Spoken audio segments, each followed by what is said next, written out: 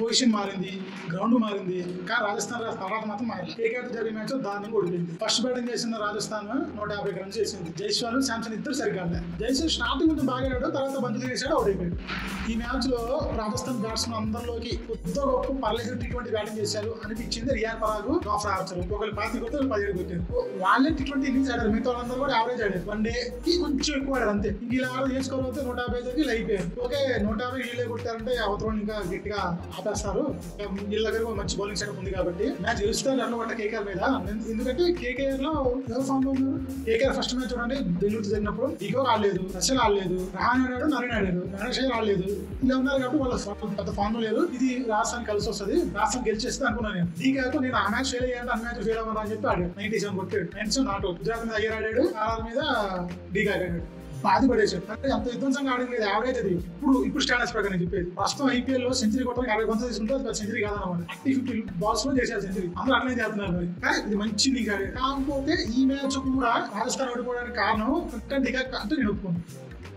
ఒకటి అలా కెప్టెన్సీ, తనకి ఎక్స్పీరియన్స్ అయితే కాబట్టి అది పార్టీలో మనం జడ్జ్ చేయకూడదు, తను అనకూడదు. కానీ కెప్టెన్సీ లోపమైంది, కెప్టెన్సీ లోపమైంది. తను మరి ఎవరి దగ్గర సలహాలు తీసుకొని చేయాలి, అది కష్టం. ఇంకా రెండవది జాఫ్రా ఆర్చర్. మళ్ళీ సన్రైజర్స్ మీద వాళ్ళు ఓడిపోవడానికి ఆర్చరే కారణం. 70 రన్స్ ఇచ్చాడు. ఈ మ్యాచ్ అంతే, వేసింది 2.3 ఓవర్లే కానీ 33 రన్స్ ఇచ్చాడు. అసలు ఆ మనిషికి, ఆ బౌలర్ కి ఎందుకు బంతి ఎత్తున్నారో నాకు అర్థం కాదన్నమాట. సందీప్ శర్మ ఉన్నాడు, 2 ఓవర్లు వేసాడు, 5.5 ఎకరాలతో బౌలింగ్ వేసాడు ఈ మ్యాచ్ లో. అలాంటి పక్కన పెట్టేసి జాఫ్రా ఆర్చర్ కి బౌలింగ్ వేసుకున్నాడు. ఎందుకో తెలియదు. ఈ మ్యాచ్ లో రియాన్ పరాగ్ కూడా మంచి ఎకరాలతో బౌలింగ్ వేసాడు.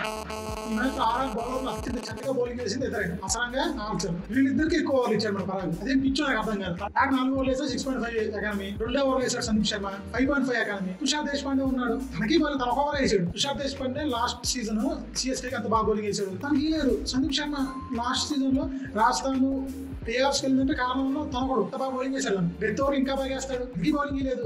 ఎల్లి జాఫ్రా ఆర్చర్ విశ్వజానం ముతికి పారేశారు వాళ్ళు. పట్టాల్సిన 150లో నువ్వే 33 ఇచ్చేసి అసలు వచ్చి తన 3 ఓవర్లు తను 34 ఇచ్చాడు. మీ ఇద్దరు 60 మీద 90 కాపాడుకోవాల్సినప్పుడు 90 ఎలా కాపాడతారు? మొదటి బ్యాట్స్మెన్ పిచ్చోడు కాదు కదా. నన్ను అడిగితే నెక్స్ట్ మ్యాచ్ అన్నా రాజస్థాన్ గెలవాలి అంటే ఆర్చర్ ని పీక్ అయ్యాలి టీం. సో అదే ఆప్షన్స్ చాలా ఉన్నాయి. వాళ్ళు ఎవరో తీసుకొని ఆర్చర్ ని పక్కన పెట్టారు. ఆర్చర్ ఇంగ్లాండ్ కూడా సరిగ్గా ఆడట్లేదు. కొంచెం బ్యాకేజ్ ఇండియా మీద ఆడినప్పుడు ఆర్చర్ పెద్ద బౌలింగ్ వేయలేదు, ఇద్దరికి చేసాడు ఏదో T20లో. అలాంటి మళ్ళీ ఐపీఎల్ కి తీసుకోవడమే దారుణం అనుకుంటే తను 2 మ్యాచ్లు చేత ఓడిచ్చాక మళ్ళీ కంటిన్యూ చేయడం అనేది ఇచ్చి నన్ను అడిగింది. నెక్స్ట్ మ్యాచ్ లో ఏ పిచ్ కంటిన్యూ చేస్తాడా పరాగు, లేదంటే ఈ దెబ్బల చాలా పగిలింది 2 సార్లకి వద్దాడని పీకేస్తాడా ఆర్చర్ ని చూడాలి. మీరేమంటున్నారు ఆర్చర్ ని నెక్స్ట్ మ్యాచ్ లో రాజస్థాన్ కంటిన్యూ చేయాలా? నేనైతే వద్దంటున్నా, మీరేమంటున్నారు కామెంట్ చేసి చెప్పండి. ఇంకొక క్రికెట్ మేము మళ్ళీ వస్తున్నాను. అప్పటికు బై బై.